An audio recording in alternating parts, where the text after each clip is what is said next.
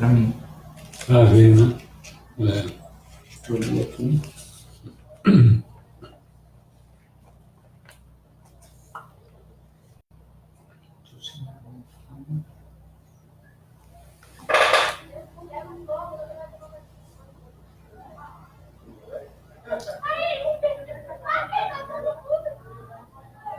Aqui, boa tarde.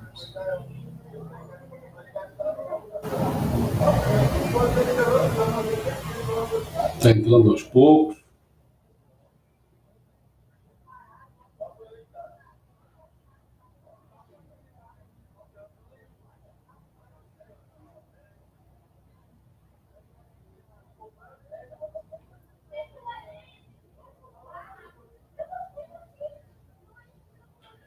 João Carlos, Ana, está entrando. Eu e o João, que somos rápidos no gatilho. Adriane Barbosa, está entrando.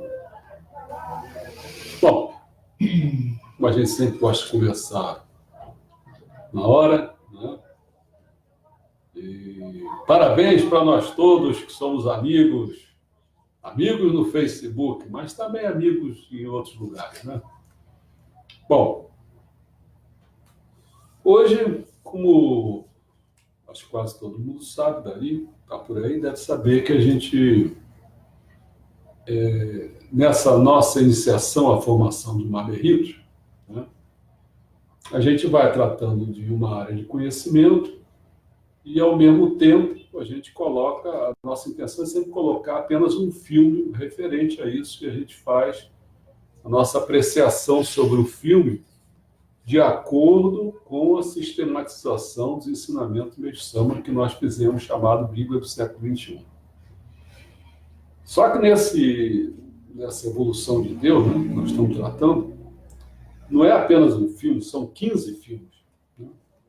E nós já fizemos 9. Hoje, então, nós vamos falar sobre o 10º, que é o chamado A Busca pelo Diabo. São aquelas perguntas que são feitas, né? Quem é o diabo? Um Deus? Um anjo caído?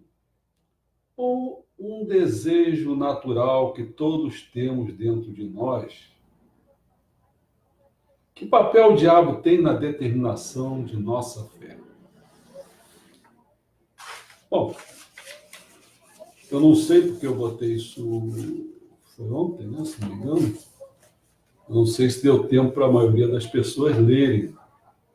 Então, eu vou tentar fazer assim uma transcrição para depois fazer o que eu disse ainda há pouco, seria você colocar os trechos em cima de alguns trechos do ensinamento do Meixo Sama em cima desses trechos do filme, né?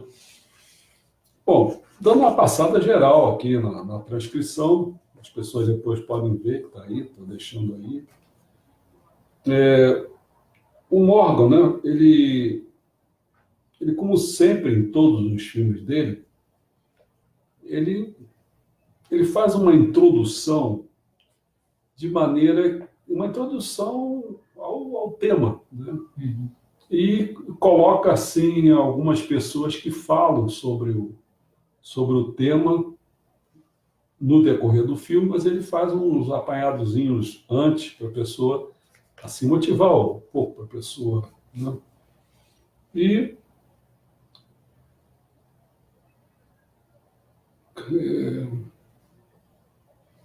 bom, se eu for falar isso tudo, vai ficar muito... Bom, ele fala isso tudo, e aí entra a questão para onde que ele vai. Ele vai para alguns pontos, né? O primeiro ponto que ele vai é no deserto da Judéia. Ele foi conhecer o Ishque-Irani, que é um especialista da história cristã na Terra Sagrada. Foi lá para o deserto da Judéia, perto da cidade de Jericó, né? Porque ali teve São Gerásimo. Ele viveu e morreu ali, e foi um ótimo exemplo de um monge que foi ao deserto lutar contra o diabo. O problema é que muitos outros, né, fizeram já isso, né? O Moisés no deserto, o Elias, João Batista, o próprio Jesus foi para o deserto, né? E aí mostra aquelas tentações todas, porque a pessoa tem um momento no filme, se não me engano, ele fala que é o tipo assim que quando a pessoa está saciada, ela fica assim mais desatenta, né? Quando é que as pessoas vão para o deserto, que estão passando alguma dificuldade, alguma coisa, né? É o famoso fazer penitência, fazer essas coisas todas, a pessoa vai sofrer mais tentações, porque é claro, porque está botando em perigo a sua vida, não sei o que e tal. E ali é o momento de fazer os enfrentamentos, né? Tem um enfrentamento que foi contado aqui no filme, que é muito importante, que é o momento em que Cristo devia estar passando, Jesus devia estar passando fome ali no deserto, claro. E o que acontece? A tentação do diabo foi dizer: por que você não transforma essas pedras em comida? Né? Com isso, ele não está querendo simplesmente saciar a fome de Cristo. Não é isso. O que ele está querendo dizer, olha, estou te colocando na posição do Criador. Cria qualquer coisa. E aí, Cristo Jesus não foi tentado para isso, quer dizer assim, eu não sou o Criador, só Deus é o Criador. Né? Então a gente vê que esse negócio de jejuar, né, de passar fome, né, isso leva a um ponto de crise. Não? Porque quando as pessoas estão em crise é quando elas são realmente perigosas. Quer dizer, se a barriga estiver cheia, elas são felizes, elas não são perigosas. Mais fraco e com fome é fogo. Né? Você pode fazer muitas coisas ruins. Né? Bom, tem uma hora que até o próprio Morgan Freeman fala assim, mas algumas coisas são humanas, é humano comer, é humano beber, é humano querer. Até se desculpa, você sabe que estou bancando advogado diabo. E a pessoa fala para ele, né? Bem, disso que se trata, travar uma batalha constante com o diabo, com Jesus, mas não por 40 dias, mas pela vida toda. Bom, aí falou que são os mártires, tal, né?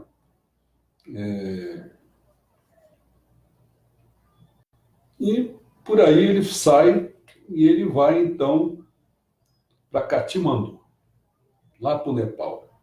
Né? Ele vai querer testemunhar um ritual antigo que visa, sabe o quê? Trazer o diabo para o seu lado. Entendeu? Ele vai encontrar uma pessoa, né, de lá do mosteiro e ele já era conhecido um pouco deles, trocam habilidades e tal, e ele vai querer ver essa cerimônia de trazer o que é a puja, que é trazer o diabo para perto, né? Eles explicam, né, que o diabo, esses espíritos, essas coisas, não tem forma física, né? Então, eles usam uma prática de meditação na puja, né? O pessoal fica tocando coisa, batendo tambor lá, batendo bumbo lá, sei lá o nome daquilo. E eles convidam esse tipo de espírito ruim para vir, para ajudar. Aí Marva fala assim, poxa, mas o que eu sei da crença do cristão é se é Satanás, se afaste. Fique atrás de mim. É uma crença diferente de lá. E o que eles dizem ali é, não, vem cá. Nós podemos conversar. Espíritos malignos são algo com que você tem que batalhar. É isso que é uma ótica. Tem que batalhar. Aqui não. Aí fica assim, a ideia de... Eles trazem o que seria aqui no Brasil, poderiam trazer cachaça, né? Não tem nessas esquinas, essas coisas. lá trazem cerveja, trazem comida, isso a gente bota no altar, bota comida e tal, mas a gente está pensando em botar para os nossos. Tem vezes que tem uma corrente que pensa assim, eu acho que está certo. Você, por exemplo, você põe comida no teu altar para os seus antepassados. Suponhamos que você esqueceu, ou então você está tão apressado para ir para o trabalho, para outra coisa qualquer, que você deixa a comida lá. Quem é que vem comer essa comida? Está entendendo? Mas você não estava oferecendo para esses espíritos famintos. Mas eles vêm. Por isso que esse negócio de deixar a comida assim, é esse o problema, né? Bom, no fundo, eles querem domar as mentes dos espíritos malignos, né? Para tentar torná-los bons. São problemas que têm que ser vistos, né? Porque na visão budista, o problema é o seguinte, você é seu inimigo e você é o seu protetor. Ou seja, os piores inimigos estão dentro de você. Essa é uma visão budista, enquanto que a cristã não. Há 2 milênios de história, né? A batalha não é vista como uma luta interna, que é um budista que vê isso. Mas o cristianismo crescia nos séculos após Jesus, o diabo se consolidou como um inimigo externo. Entendeu? Essa é uma grande diferença entre o budista e o cristão. Bom, ele aí vai para um local, né, onde que tem uma Bíblia, um grande livro que está em latim. Para vocês terem ideia, tem 91 centímetros de altura, quer dizer, 1,5 m, né? Você vê que muita gente não tem nem 1,5 m. 50 centímetros de largura, e aí complicou. 22 de espessura, e pesa, sabe quanto? 75 quilos. É o chamado Codex Gigas. Mas tem outro nome, sabe qual é o outro nome? A Bíblia do Diabo. Aí ele conta como é que foi feita a Bíblia do Diabo, né? Quer dizer, um camarada tinha sido condenado, era até acho que era um monge, né? Ele foi condenado, sentenciado à morte, porque ele quebrou seus votos monásticos. E aí ele pediu, para evitar esse destino, ele se ofereceu para glorificar o mosteiro, criando um único livro, esse. Né, que ali ele ia botar todo o conhecimento da humanidade e escrevê-lo em apenas um dia. Só que ele estava fracassando. E aí, perto da meia-noite, ele não ia cumprir a sua tarefa, ele chamou a única pessoa que achou que poderia ajudar, o diabo. Este se ofereceu para ajudar Hermann a terminar o livro, mas levou sua alma em troca. Para selar o trato, Hermann incluiu um retrato do seu benfeitor. Aí mostrou o retrato do diabo, que foi feito e tal. Não sei se está lembrando disso, talvez esteja lembrando, não, do filme. Bom, aí mostra várias coisas que naquele retrato lá tinha umas caudas de arminho, e essa imagem está me dizendo que, porque quando botava arminho, quer dizer que era como se fosse um rei. Então aí ficou entendido que era o príncipe das trevas, né? Senhor do submundo, né? Bom, o que o livro tem a nos dizer quanto à forma que o diabo era visto, né? O problema central é que na Idade Média a Igreja Católica se torna uma instituição política independente, lembra? Constantino se tornou cristão. Acabou-se a perseguição aos cristãos. Então, com essa expansão do cristianismo, a igreja vai mudando. A interpretação do diabo para ensinar ao seu rebanho sobre o pecado, e eles jogam, então, o medo da vida após a morte. Com o que pode acontecer se sua vida não for virtuosa. Como você vai ficar lá depois? nessa vida após a morte. Isso é quase um outdoor de propaganda, um sinal de alerta. É aí que você pode terminar seu comportamento ou sua falta de fé puser você no lugar errado. É isso como uma propaganda da igreja da Idade Média. Bom, aí o Morgan foi para uma coisa mais estranha. Ele foi querer entender sobre o exorcismo, né? Aí, inicialmente, ele foi procurar o quem exorciza. Mas acontece que quem exorciza não pode mostrar a ele como se faz. Então, daí que ele foi procurar um exorcidado, né? Mas uma frase que ele fala lá interessante é que o exorcista, exorciza, né?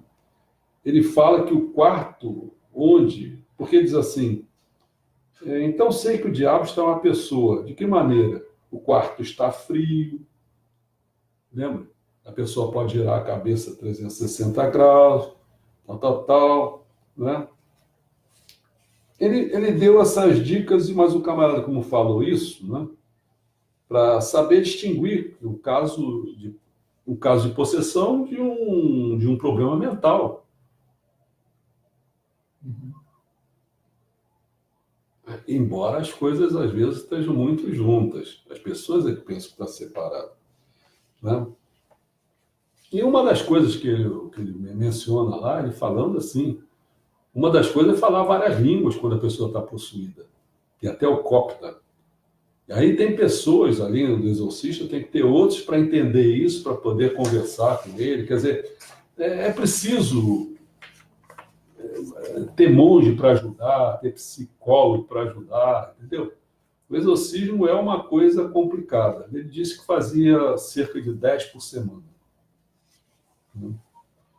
Aí ele foi ver essa pessoa, né, que ele não, assim, que foi exorcizado, ele não se apresentou nem o rosto dele, nem nada, porque ele fala, não posso ficar me mostrando, porque ele era um físico, né, trabalha, né? Trabalha numa empresa, então os empregadores dele iam pensar, pô, aquele cara... Mas mostrou várias coisas, né, como era, né? Parecia coisa de... Porque como é que aconteceu isso com ele, inicialmente? Aconteceu de uma forma que ele começou a sentir que ele estava perdendo completamente tudo, as sensações, tudo. E teve um dia que ele estava meio que andando ou correndo, ele mesmo procurou, dizendo, sai do meu corpo, não sei o que e tal. Aí ele caiu, aí foi aí que ele procurou, porque já não adiantava procurar, ele tinha procurado tudo que disseram para ele para resolver esse problema, mas ninguém sabia o que era. Ele foi procurar o exorcismo, né? Que no fundo é um tipo de oração, uma oração padrão, né? Ele exige, quer dizer, quem está exorcizando exige o nome, qual o seu nome, e aí o cara grita, tem convulsões, se debate e tal, fica violento. E aí, bom, no fundo a pergunta é, como você sabe que o exorcismo foi bem sucedido? Porque ele parou de reagir a orações, porque quem está sendo exorcizado, ele fica reagindo àquelas orações, ele não quer aquilo, o espírito possessivo, ele não quer as orações, ele não quer luz, né? Ele se sente muito mal com aquilo, né? E isso aí demorou para ele falou, 5 anos. Porque entra um, sai outro, entendeu? Bom, até a Morgan fala, mas como tendo uma mente científica, como é que você vê, o que você acha do fato de que isso existe? Ele falou, a definição de ciência para mim é pesquisar, teorizar e testar. Eu não sabia se os demônios reagem. Agora eu sei, vivenciei pessoalmente, é inegável a realidade dos espíritos malignos e a do bem através de Deus. Bom, para isso, então, Morgan parte e vai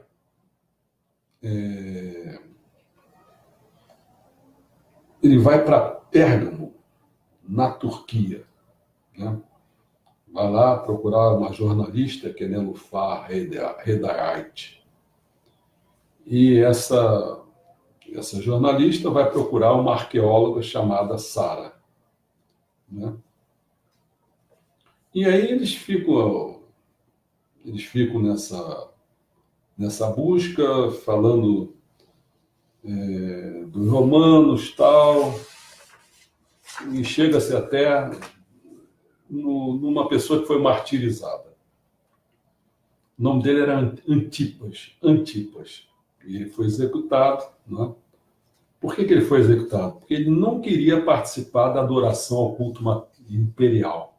Olha só, o romano deixava para lá, mas você podia ter sua crença, mas se você não quer adorar o culto imperial, aí é complicado, né?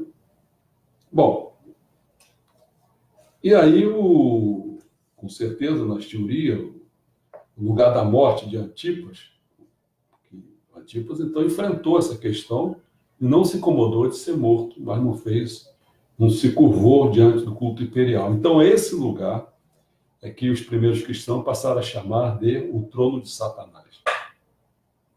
Então, estou dando assim, um apanhado, mostrando como esse em busca de Deus, como é que é a situação. Quer dizer, em cada lugar, em cada coisa, as pessoas vão procurando como é que esses locais variados buscam Satanás. Uns até que eu falei ainda há pouco, eles procuram puxar Satanás para o seu lado, convertê-lo. Olha só, é outro tipo de visão completamente oposto ao cristão. E o budismo ainda pensa o quê? Que a coisa está dentro disso, né? Bom, aí eu estou dando um apanhado só, então tem uma hora que ele vai ele volta para Katmandu, no Nepal, né? Vai para uma família, né? E vai participar do Daishen, Daishen que eu acho, Daishen, em português seria Daishain, mas é outra palavra, Daishen, eu acho, né? E ali a família se reúne nesse dia para celebrar a vitória dos deuses sobre os demônios. Então é interessante porque é como se fosse assim vou exagerar um pouquinho, um teatro, entendeu? E repete aquele teatro todo ano. Que os demônios estão lutando, aí os deuses vão, e aí acaba lutando contra eles, ganhando. Então isso traz uma satisfação para a família, vivenciar. É a mesma coisa que o judeu, ele fica vivenciando aquelas coisas todas do passado, quando foram escravos, a Páscoa, né? Então é a mesma coisa. Então a história diz que um rei chamado, esse nome complicado, Maria Assura, que pediu a Brahma, todo mundo sabe, como se fosse uma entidade suprema do hinduísmo, né?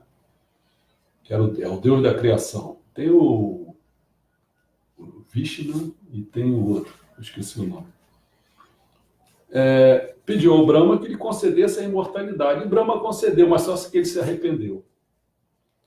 Então, nessa altura,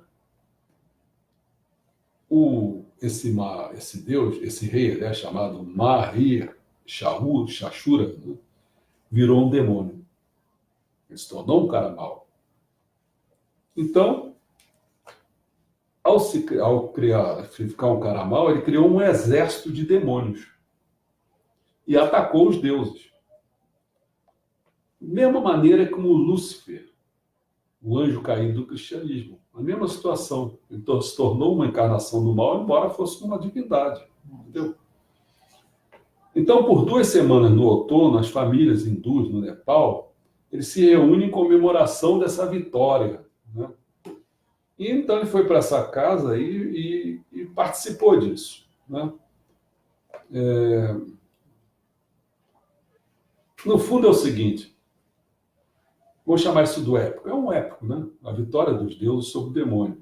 Então, quando as pessoas pegam esse épico, cada família pegam esse épico e o colocam dentro deles mesmos, né? As pessoas começam a se sentir poderosas. Entendeu como é que é? Vivenciam uma coisa, um teatrinho, vamos chamar assim, para ser a vitória para dentro dele, né?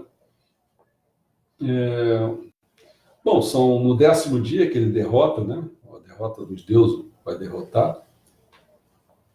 Bom, tem muita coisa, né? Tem muita coisa, eu não vou. Aí, no final das contas,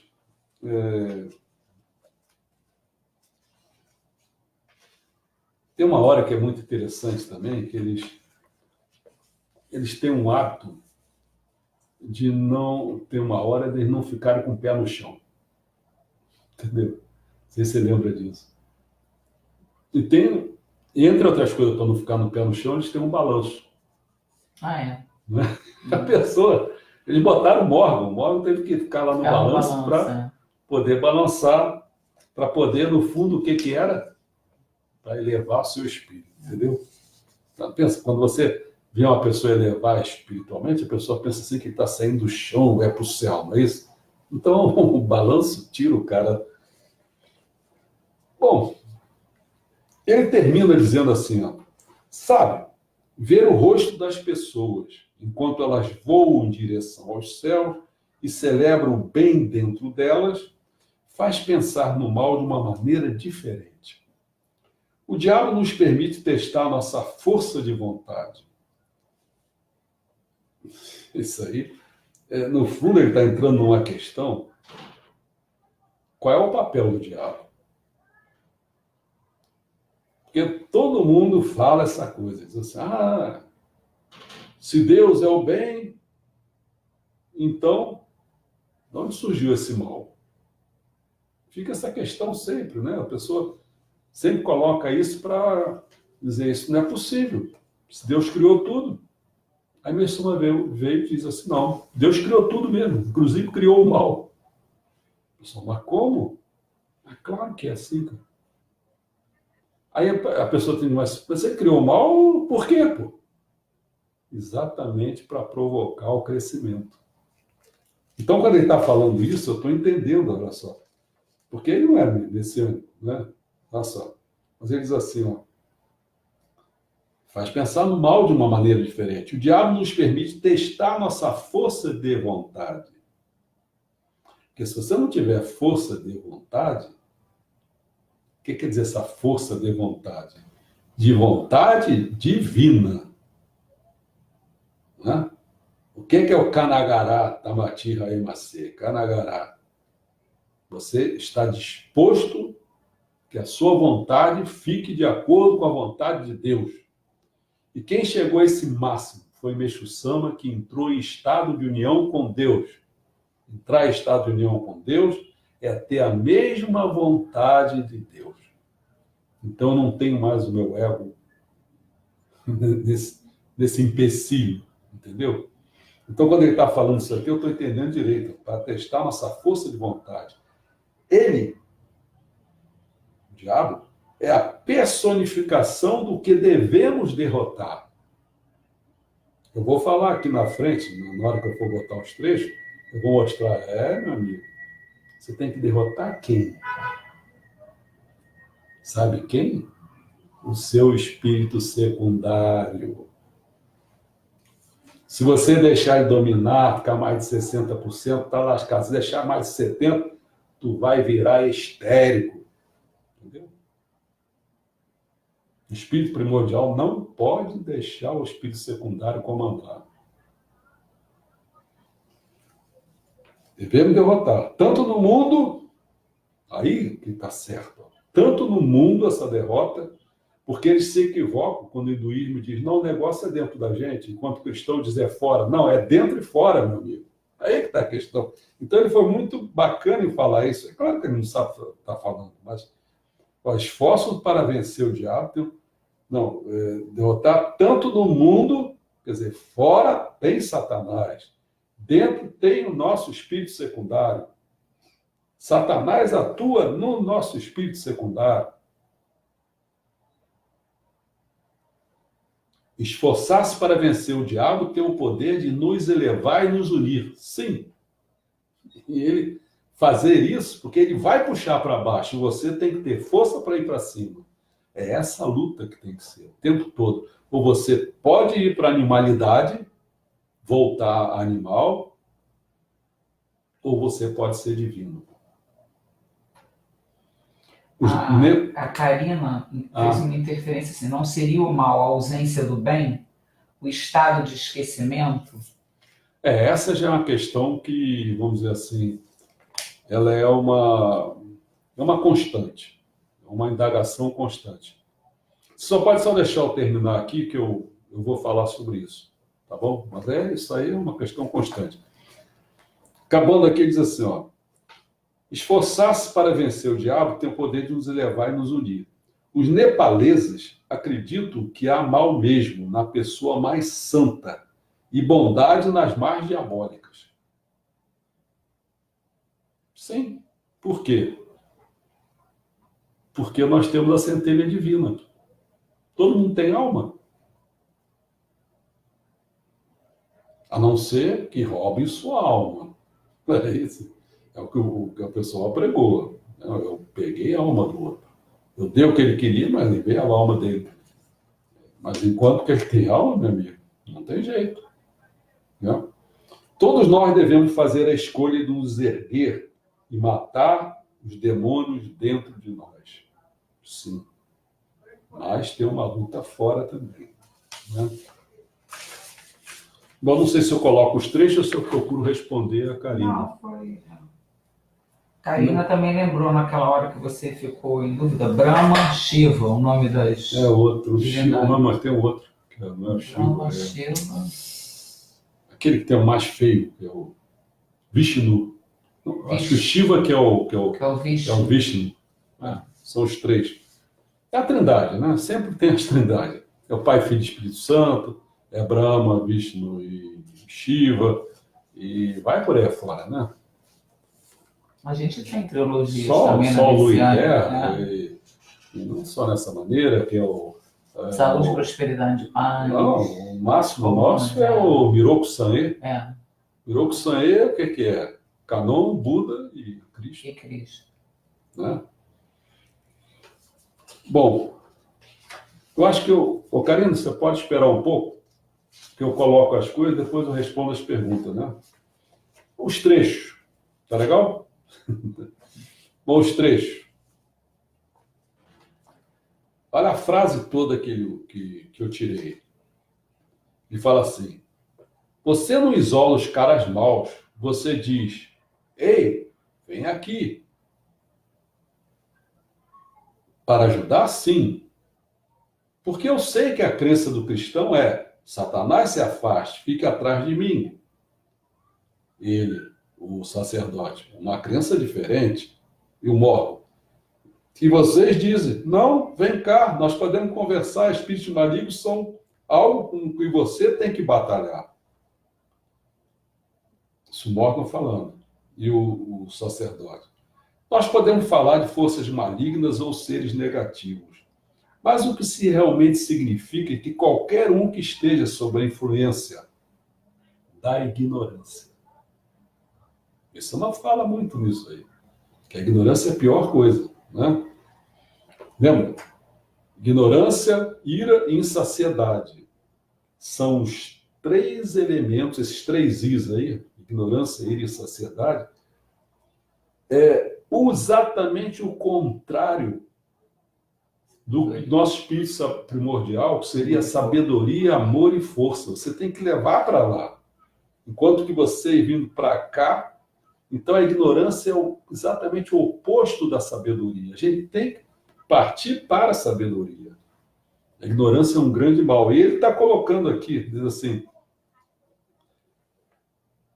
mas o sacerdote, mas o que isso realmente significa é que qualquer um que esteja sob a influência da ignorância se comporta de maneira negativa, claro. Nós poderíamos dizer que, a princípio, inimigo ou negatividade é algo que encontramos em nós mesmos, porque ele é budista, então ele vai colocar sempre essa questão. Enquanto, o Morgan falando, enquanto eles cantam e meditam na puja, Os monges imaginam que estão convidando os maus espíritos. Como os espíritos são aspectos negativos de suas mentes, o trabalho agora é convencê-los a se tornarem bons. Esse é um problema crucial. Depende do que se está falando. As forças poderosas do mal, elas têm que cumprir a missão delas. Então, elas não podem ficar boas.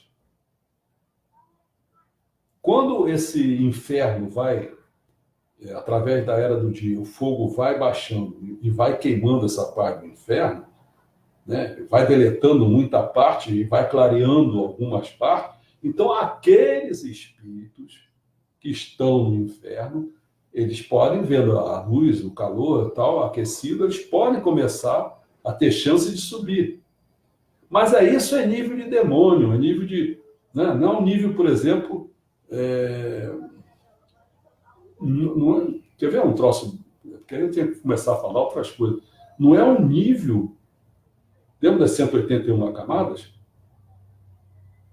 Isso aqui nós estamos falando ainda de 60.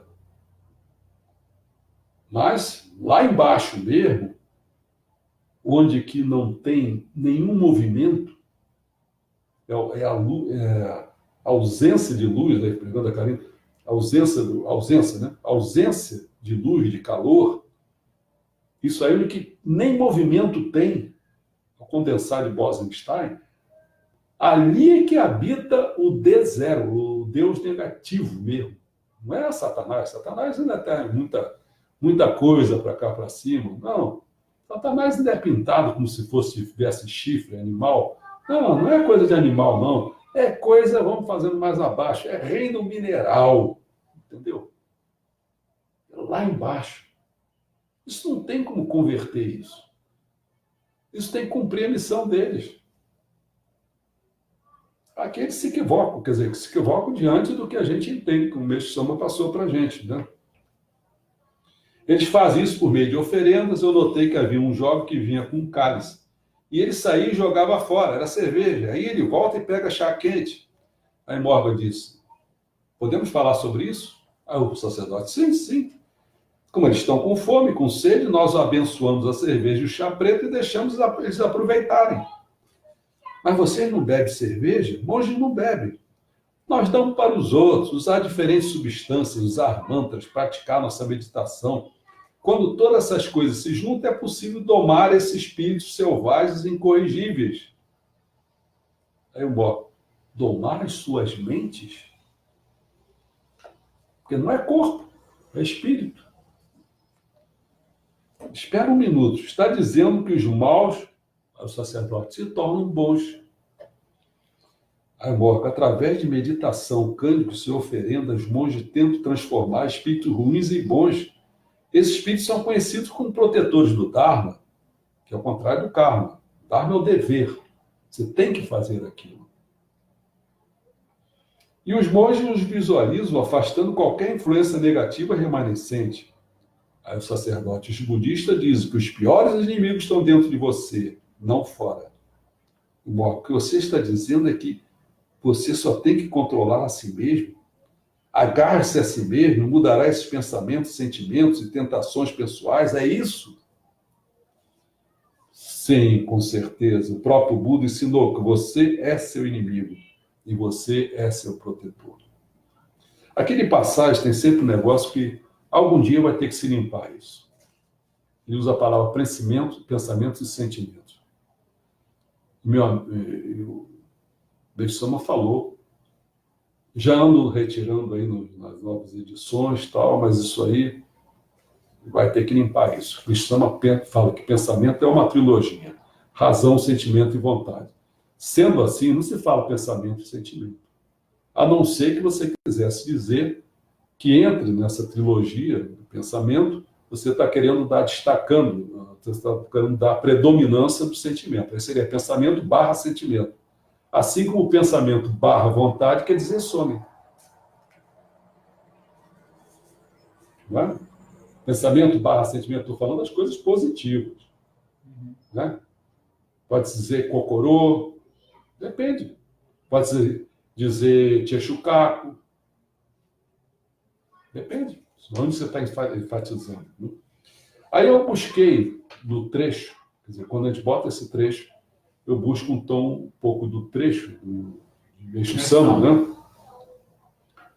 Para mostrar alguma coisa. Muita coisa já estou falando aqui, mas eu busquei o volume 1, que é o de Deus, e busquei no tópico 3, que é a manifestação no item na transição da era da noite para a era do dia, foi feito em 20 de maio de 1951. O interlocutor pergunta assim: como é o Deus do mundo espiritual? É claro, não? Porque a pergunta, eu estou colocando isso porque nós não estamos falando Deus do mundo material. Claro, estamos falando de um espírito, né? Estamos falando de algo. Aí ele fala, ele diz, é o Deus que rege o mundo espiritual. Antes é o Emadairo, que vinha lá de Kunitoko no Tati no Mikoto. É uma história que eu não posso contar aqui, que eu já contei diversas vezes, né? Este Deus, há cerca de dezenas de anos atrás, foi designado por Okuninoshi no Mikoto, também é conhecido, teríamos que explicar isso tudo, para reger o mundo espiritual. E atualmente está trabalhando no mundo material. Ele está me protegendo a quem? O Kichokata. É um Deus de muito poder e nenhum demônio é páreo para este Deus. Nenhum demônio é páreo para este Deus. Aqui já se mostra que existe a coisa de fora. Entendeu? Aí no outro trechinho, na Era do Dia, do Messias, fala assim, o poder de Satanás é 99% e o de Deus é 100%. Isto é, Deus só tem a mais 1%.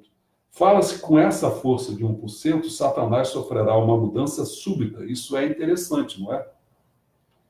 Mas como dizer isso? Deus e Satanás? Sim, ele tem que reviver tudo, a obra que a gente andou explicando aí. O que é? Uma coisa é Deus Supremo, Ele que é o Criador. Quando Ele cria na camada 180 e depois na camada 0, na 180, você então pode chamar de Deus, Deus negativo, Deus positivo. Lá embaixo você fala Deus negativo, entendeu? E mais abaixo um pouco, você tem Deus. E mais um pouco acima, lá no 0, você tem Satanás. Então, Deus e Satanás são opostos. Assim como Deus demais, Deus negativo, positivo e Deus negativo, são opostos. Mas Deus Supremo criou isso tudo. Entendeu? Aí o outro trecho é o seguinte, trecho do filme. Enquanto eles cantam e meditam na puja, os monges imaginam que estão convidando os maus espíritos. Como os espíritos são aspectos negativos de suas mentes, o trabalho agora é convencê-los a se tornarem bons. Eles fazem isso por meio de oferendas. Eu notei que havia um jovem que vinha com cálice, com aquela coisa que eu contei toda, né?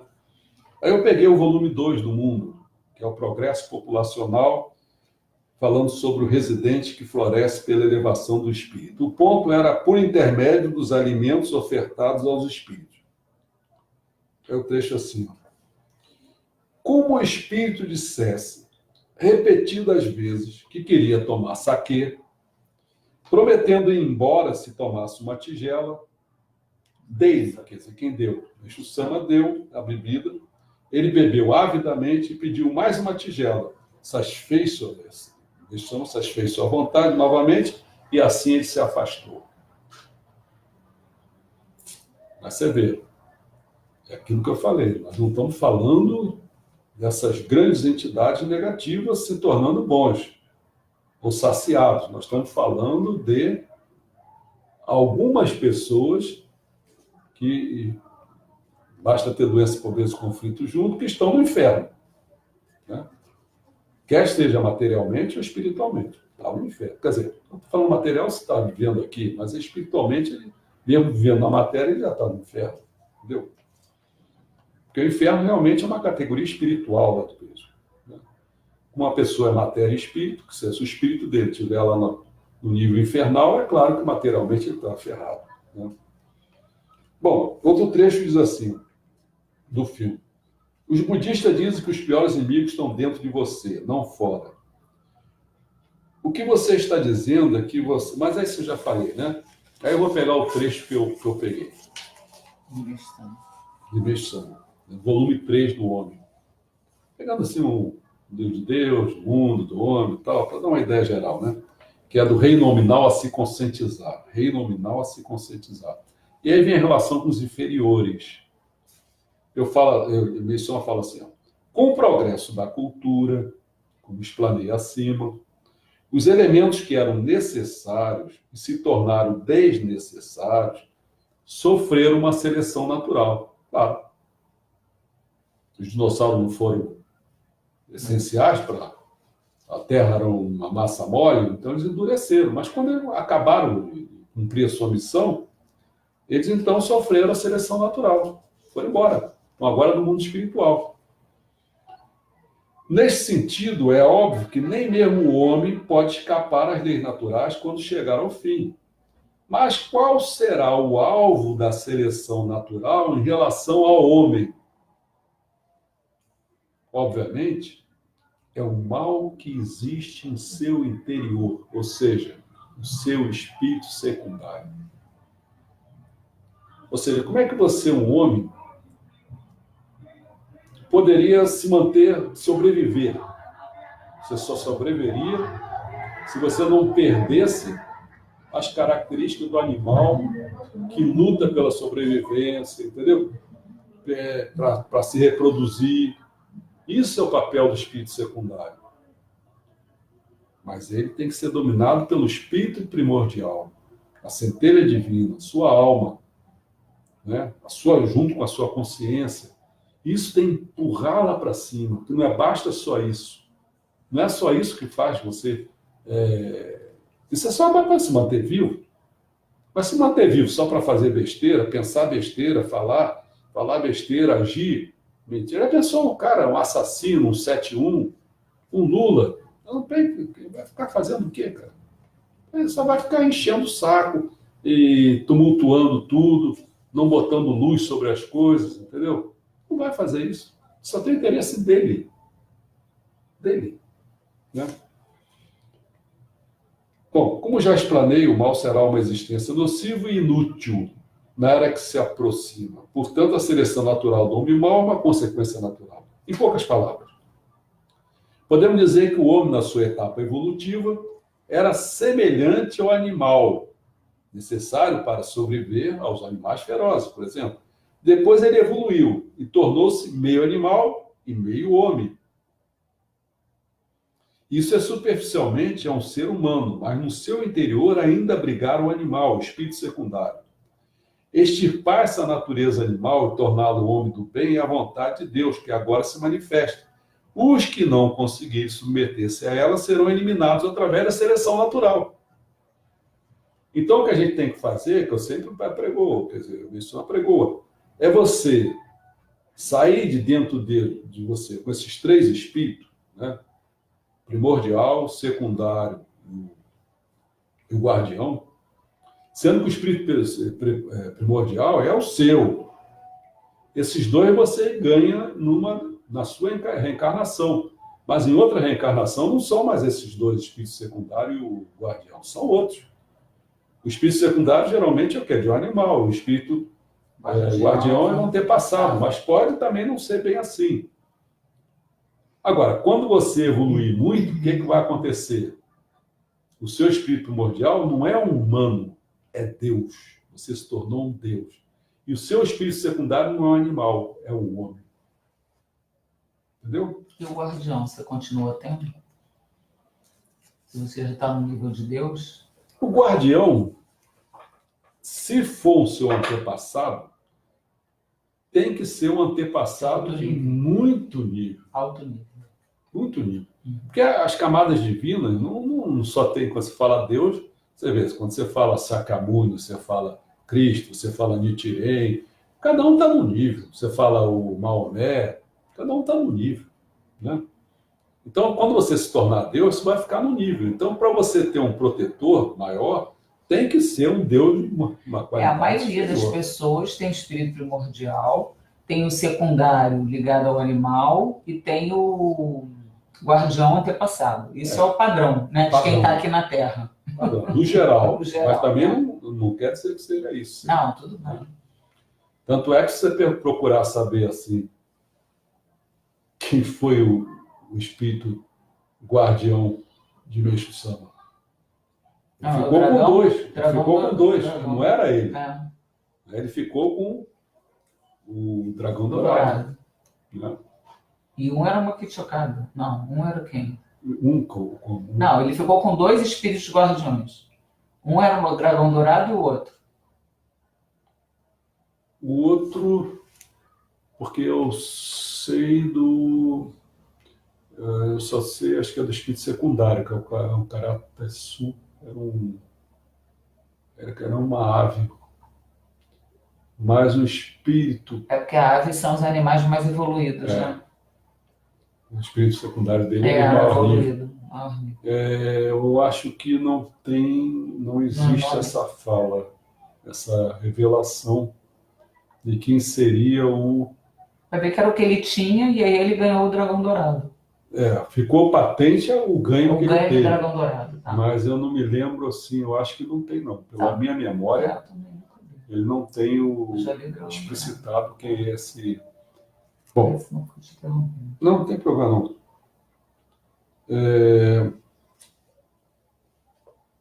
Agora, um outro trecho assim: há mais de 2 milênios de história budista, a batalha contra o mal é vista como uma luta eterna. Enquanto o cristianismo crescia nos séculos após Jesus, o diabo se consolidou como inimigo externo. Já falei sobre isso. Mas vou buscar o trecho, né? Um dos trechos. Foi no volume do Homem, Rei Nominal se conscientizar.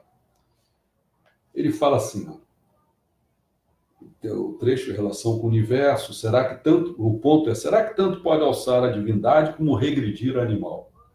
Você vê que nos espiritismos não tem isso, não tem regressão. Você só fica, você parou aqui, você não desce. Mas para nós não, para nós desce. Você pode sair do reino humanoide e ir para o reino animal. Né? Depende do que você estiver fazendo. O trecho diz assim, Deus concedeu ao homem a liberdade infinita. Eis a verdade. As outras criaturas, como os animais e os vegetais, gozam de liberdade limitada. Aqui se percebe a superioridade do homem. Falar de sua liberdade é dizer que ele ocupa o ponto médio entre os dois extremos, o animal e o divino, a ponto de elevar-se para Deus ou decair para Satanás. Olha só.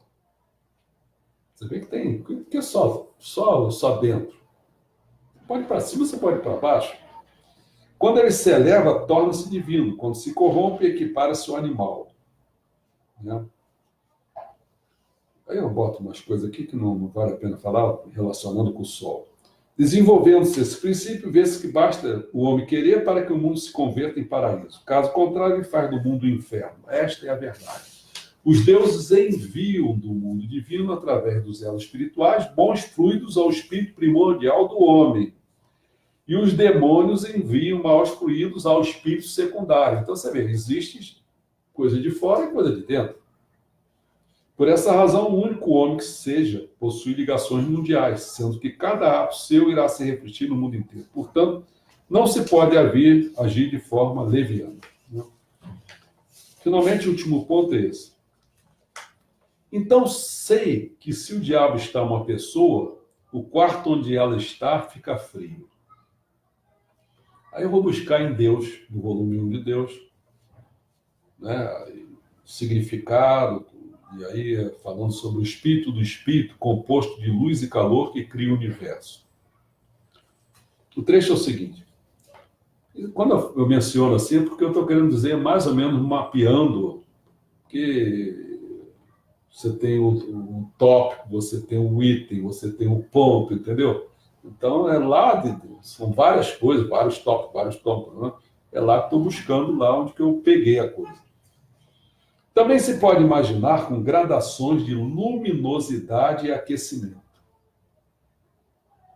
ou de escuricidade e esfriamento.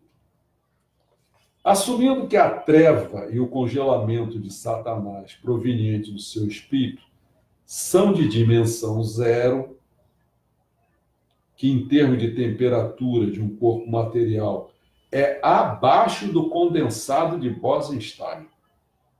Isso tudo eu expliquei já lá, quais são essas fases, né? Isto é, quando essa fase abaixo, é além do zero absoluto, no qual todos os átomos tivessem parado de se movimentar, as moléculas entrassem em colapso. Você já pensou você ficar imóvel? Porque a gente sempre pensa, né? A gente perdendo as sensações, né? É tato, ouvido, você fica, eu vou perder minha visão, vou perder o seu... Uma imagem, não, perdeu o movimento. Uma imagem que retrata bem isso foi aquele filme que aquele Robin Williams fez. Eu não lembro o nome do filme. Sei. Que ele vai buscar. Muito Além da Vida? Muito Além da Vida. Amor Além da Vida, né? Que ele vai buscar a mulher que morre no inferno, né? E ela está lá paralisada. Isso nada mais aquele filme é um retrato. Agora, para me lembrar, às vezes quando a memória vai embora, mas é um retrato da busca. É uma tragédia grega, isso. Agora, para lembrar o nome, isso é famoso, isso aí. Entendeu? Ele vai lá embaixo buscar a mulher dele. Uhum. Eles fizeram esse filme dessa maneira. Mas isso é a mesma coisa que aconteceu com Izanagi e Izanami no Kotô. Izanagi foi buscar a mulher no inferno. Porque ela falou, dando umas dicas, exatamente o ponto, o movimento, é o contrário. Ela pregou o movimento de uma maneira, era o contrário, entendeu? Isso é a mesma coisa que...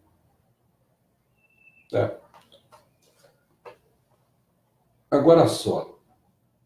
A escuridão e gelidez do espírito de Satanás, ou seja... Não, contrário. Espírito de Mas Satanás é para baixo, né? Ou seja, assim. O espírito da consciência material é bidimensional.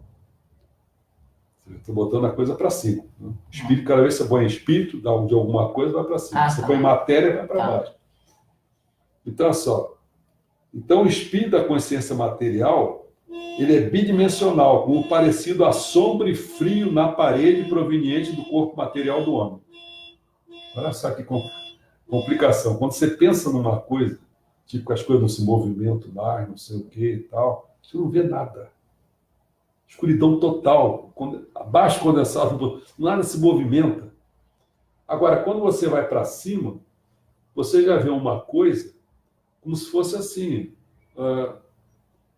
Você vê uma coisa projetada na parede, por exemplo. Mas que vida aquilo tem? Aquilo está numa segunda dimensão, não tem terceira dimensão. Entendeu? Mas você vê, porque se uma pessoa se movimentar, a sombra movimenta lá. Entendeu? Isso é o problema do Platão. Que ele cria o mito da caverna.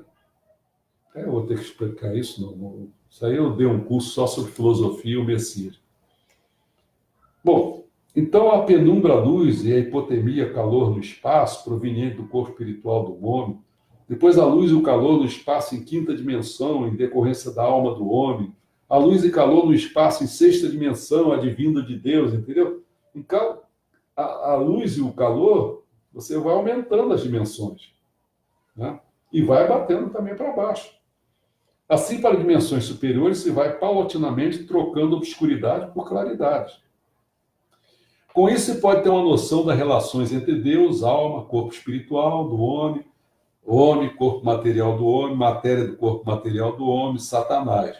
No que se refere ao ser mais ou menos abstrato do que menos ou mais concreto do que, mais ou menos rarefeito do que, menos ou mais denso do que, mais ou menos luminoso e aquecido do que obscuro e resfriado, mais ou menos espiritual do que, menos ou mais material do que. Quer dizer, todas essas linguagens, essas dicotomias, elas sofrem o quê? Elevação e decaimento. Né? Bom, eu espero ter dado uma visão. Agora vamos às respostas às perguntas feitas. Não, foi só da Karina? a Karina que colocou. Vamos lá, me refresca aí que eu não me lembro. Não seria o mal a ausência do bem? O estado de esquecimento? Essa é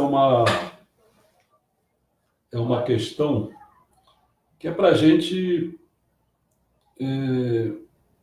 ver a visão de Deus apenas como bem. Né? Deus é o bem. Deus criou o bem. Então aí fica a questão, mas onde está o mal? Então você vê o mal como a ausência do bem. Entendeu? Aí você pode dizer assim, tudo bem, o mal é uma ausência do bem. A questão seria, ele teria ou não teria existência? E essa que é a questão, porque como eles querem colocar as coisas, né? As pessoas que vão por aí, querem colocar que o mal, ele não tem uma existência. Ele não, vamos exagerar um pouco, ele não é um ser. Ele é simplesmente a ausência de um ser. Quer dizer, quando eu falo ser, é uma coisa que existe. Né? Eu estou falando aqui ser material, espiritual, ser divino, não. Então seria uma ausência de um ser. E não, ele não seria nada. Entendeu? Mas como eu falei há pouco, quer dizer, Deus criou, vamos exagerar todas as palavras, criou dois seres.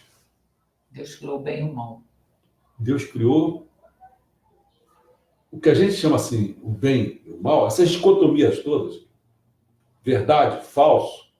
Tanto é que muita gente chama o quê? Satanás é o cara do falso, é o Deus da falsidade. Né? Assim como tem o belo, tem o feio, né? Assim como tem a verdade, tem o falso, tem a virtude, tem... Bom, essas dicotomias todas existem, mas aí a questão é o seguinte, existem seres que eu vou falar assim, o máximo de responsabilidade disso para baixo e o máximo de responsabilidade para cima, onde que estão mais próximos, estão mais próximos daquilo. Por exemplo, se eu disser assim, quando eu falo Satanás, quem são os seus exércitos, seus comandados? São os demônios, são os diabos. Ah, então entendi. Entendeu? Então, quando você disser assim, ali eles estão tramando que as coisas não sejam verdadeiras, as coisas sejam falsas, entendeu? Então, toda essa turma toda que joga nesse nível aí de criar narrativa, tudo narrativa falsa para tapear as pessoas, para pegar o poder, esses camaradas, como eles são humanos ainda, alguns até já estão no nível animal, entendeu? Eles estão comandados, sem eles saberem, eles estão comandados pela turma de baixo. É uma falange. Uma falange ali. Então, quando o cara fica alcoólatra, ele está dominado, por isso que o Messuma fala, mete bronca aqui, no seu plexo solar, porque ele está dominado. Ali, às vezes, não é uma pessoa que está bebendo ali, são vários que estão bebendo. Enquanto que esses espíritos estão bebendo, estão num nível assim, daqueles caras que foram alcoólatras na família, o seu avô, sei lá o quê, o negócio está mais ou menos. Agora, quando entra a turma mais de baixo ainda, aí você está dominado, cara. Você está dominado. Por isso que o Messuma fala, razão, sentimento e vontade. Não é isso? Então, o único momento que você não pode ter é ser dominado na vontade. E quando você perdeu a vontade, por isso vai no plexo solar. Para tirar todos os quê? Todos os insaciáveis. Quer tirar os ignorantes? Daqui. Quer tirar o pessoal, os irados? Daqui. Quer tirar os insaciáveis? Aqui. Para que você quer tirar os ignorantes? Para ter sabedoria. Para que você quer tirar os irados? Para ter amor. Seres amorosos? Para que você quer tirar esses insaciáveis? Você quer ter força. Força de vontade. Não sei se respondi, Karina. Essa é a visão. Tem umas pessoas te dando oi, Pedro Luiz lá do Rio entrou, tá dizendo oi. Olá, Pedro Luiz. Pedro Luiz tá mandando brasa, cara. O cara tá bom aí. Tô gostando de ver. Ele tá botando outras pessoas em jogo. Ele realmente ele tá se envolvendo. Ele até já escreveu lá, eu vi lá, ele tá lá. Porque, Karina, você que está chegando aí, eu vou dizer para... Karina, é uma coisa interessante, sabe o que acontece? Sempre quando baixa assim, eu tenho 5.000, é o meu teto máximo de amigos, né? Aí, de vez em quando, alguma coisa acontece, eu não sei por qual razão, aí uma pessoa sai. E tem gente que está querendo entrar e não consegue porque eu não tenho vaga. Mas aí, de vez em quando, sai um. Eu sempre falo para as pessoas, você que quer, você se inscreve, você bota ali o seu nome, solicita para a gente, né? Solicita a nossa amizade. Porque quando vaga um, eu só aperto você e você entra. Mas tem gente que não faz isso, né? Então, aí de repente vagou uma vaga. Aí eu fiquei procurando, porque tem um negócio que eles dão umas dicas assim, né? Que poderia ser. Aí eu fui passando. De repente, eu até falei para ela assim, eu tive um impulso, uma intuição, não sei o que foi, que ela, porque assim, às vezes a minha indicação me dizia o quê? Pegar pessoas que têm muitos amigos em comum com a gente, porque aí não precisa ficar pegando pessoas, que às vezes você pega um cara que ainda é quixuísta, que acredita em Kyoshi-sama, ou então um camarada que é petista. Eu não quero esse pessoal perto de mim, entendeu? E às vezes quando coloca até a pessoa só tem um amigo comum, até quando você clica ali, vai dar rejeição. O pessoal, aí eles pensam que a gente está querendo fazer, como é que chama aquilo?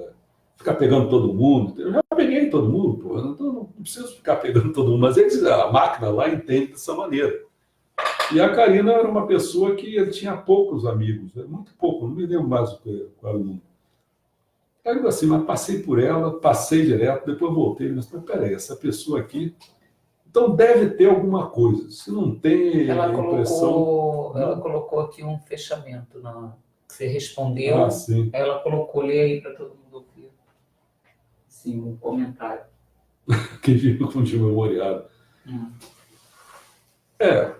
É bom, eu estava falando da Karina por causa do Pedro Luiz, né? Mostrando que são pessoas que estão chegando e talvez a Karina nem deve saber disso. Já nós temos um site preparado, feito pelo João Carlos, que está sempre aí na jogada. A gente ainda não botou, porque ainda está faltando alguns detalhezinhos, né? Que o João é meio perfeccionista, né, João? E aí eu estou aguardando, ele falou no prazo lá e tal. E está chegando um momento que nas memórias políticas, eu acabei ontem. De memórias políticas de 53 a 75, de 22 anos, que revela muita coisa de hoje. E eu estou todo engatilhado com a memória de literatura minha, né?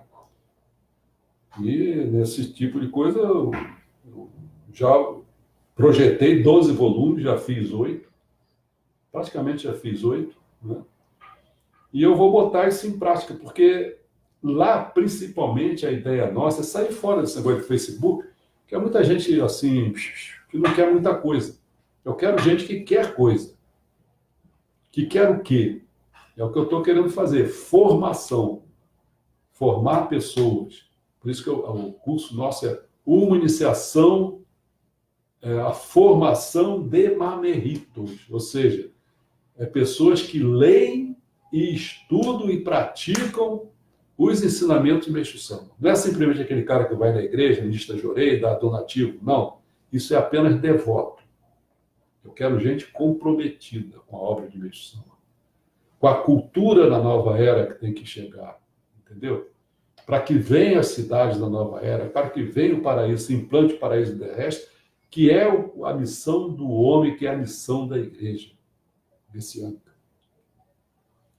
Então, eu vi que o Pedro Luiz é uma pessoa que está chegando, ele está indo, eu vou percebendo. Então, a Karina, eu estou explicando isso aqui para a Karina, no sentido que, se ela quiser, bota lá o nome, porque você vai ver aí, eu não tirei ainda. Quem quiser se tornar, pertencer a esse curso nosso, bota o nome lá. Mas eu ainda vou botar isso bem direitinho aí, mas bota o nome lá que, pô, entra logo.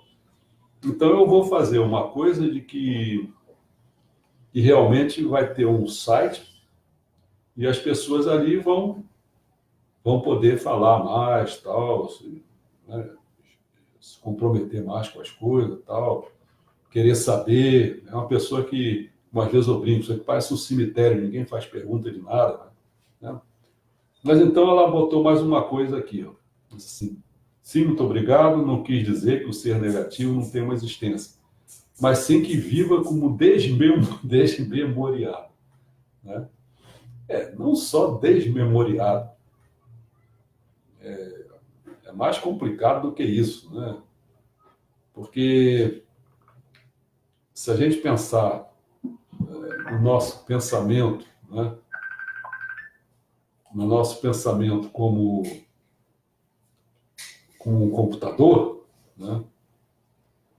Não só tem memória, mas tem processador, mas tem, não é? Então, quer dizer, para brincar aí mais ainda, botar mais forte, é dizer que uma pessoa não só seria que vivia como desmemoriado, mas vivia como um desprocessador, eu não sei nem falar como é que... Um cara sem processador, ou seja... Desprocessado, isso. Porque não tem... Karina, não tem jeito. Não tem jeito, porque, olha só, para você ser uma pessoa salva, não é simplesmente a pessoa que tem uma pressão arterial 12/8, não é uma pessoa simplesmente que tem um colesterol bom, não é simplesmente ser salvo, não é ser salvo só biologicamente. A salvação é do homem integral. E o homem integral, entre outras coisas, ele tem que ter memória, ele tem que ter processador, ele tem que ser inteligente. Ele tem que ter inteligência. E quanto mais a inteligência dele for para um nível, sair daquela inteligência de nula, de ardiloso, calculista, infernal, mas sim passar para uma inteligência superior, sagrada, divina. É isso, para a gente ser Deus, a gente tem que ir para lá. A gente tem que alcançar o Teixucaco, a gente tem que alcançar o Keijitsu. Todos nós temos que ir para o Keijitsu. Máximo para lá. Então, realmente o ser negativão mesmo, não negativinho, um ser negativão mesmo, ele vai querer puxar a gente para não ter processador. Lá na existência dele, no comando dele, não tem processador, não tem programador, não tem nada. Acha que Deus para ele vai ter... Vou exagerar aqui, brincando. Porque tem gente que fala assim, Deus criou tudo, depois não quer saber de nada. Vocês façam o que você quiser. Eu criei, agora vocês façam o que quiser. Não, Deus tem um plano. Ele tem um processador dele. Deus realmente tem memória. Ele sabe quem é que fez o quê, quem é que não fez o quê. Agora, lá para baixo, meu amigo, Lá para baixo é um toca, né? Eu não posso falar, porque senão vou falar, porque, porra, é o foda-se, entendeu? É isso que é lá. Porra, todo mundo vai para o inferno, é isso, cara. É o cara ficar sofrendo sem nem saber, memória zero, sem nem saber, porque quando você começa a ter um pouco de memória, você começa a ter um pouco de dor de consciência, mas lá naquele inferno mesmo, aquele grandão lá, não tem nada, é imóvel. Imóvel, que é a pior coisa do mundo. Imóvel. É muito mais do que você entrar em, como é que chama isso? Estado de uma letargia, que tem um nome para isso, que é o em coma. É muito mais do que você está entrando em coma, muito mais. Em coma, como eu já, como ministro da igreja, já cheguei perto de uma pessoa em coma e falei umas coisinhas que eu tinha que falar para ele, já vi uma lágrimazinha correr. Isso não é bem assim, não, é muito pior, não tem nada, não existe sentimento nenhum. Bom, acho que eu me excedi aqui, né? Então, na próxima semana, eu vou dar uma listagem do que a gente vai tratar. Vamos continuar tratando, para você aí que estão chegando, esse é o livro que a gente está tratando, Evolução de Deus. Nós já demos aí, acho que umas 10 ou 11 aulas sobre ele, são 20, uma coisa desse tipo. Então, ainda vamos continuar nessa trilha. Nós saímos do... Só avisando para as pessoas aí, Karina, uma delas, assim, a gente veio da evolução de Deus realmente lá de baixo, desde o caçador-coletor, passando pelo xamanismo, passando, né, pelas chefias, pelo... Depois é que nós entramos no judaísmo, acabamos praticamente, porque ontem nós iniciamos a entrada no cristianismo, e passaram umas 4 aulas, aí nós vamos entrar no islamismo. E depois vem a questão. Foram os grandes batalhadores pelos Deus Supremo, né? E essa evolução se mistura com a verdade e a pseudo-verdade, ou seja, o quanto as pessoas, ao terem uma ideia de Deus, estão espelhando o contexto social, ou quanto não. Ou quanto estão indo na essência, ou quando estão indo numa coisa aparente. Então, depois, feito isso, a gente vai ter que fazer a pergunta. Esse Deus se torna global? Foi o que eu falei ontem. De Tirem dá uma horazinha do tamanho do Japão. Já o Sakyamuni, o Buda, já dá um Oriente. O cristianismo já dá um Ocidente. Mas quem dá tudo? Vou falar uma outra palavra que é melhor. É Kunitoko no Tati no Mikoto. Ou seja, sei qual a palavra que eu vou usar. Vamos chamar de Meixo-sama. É esse que tem que dar o global. Mas você observa que ainda é muito desconhecido. Mas ele tem que se tornar conhecido para os 3% da população mundial, que é que vão ser salvos. É aquele camarada que, além de ter colesterol bom, não sei o que, tal, também é inteligente, não é burro. Né? É também um bom cidadão. Né? É um cara pacífico. Não é fácil. Bom, acho que eu já falei demais, né? Então,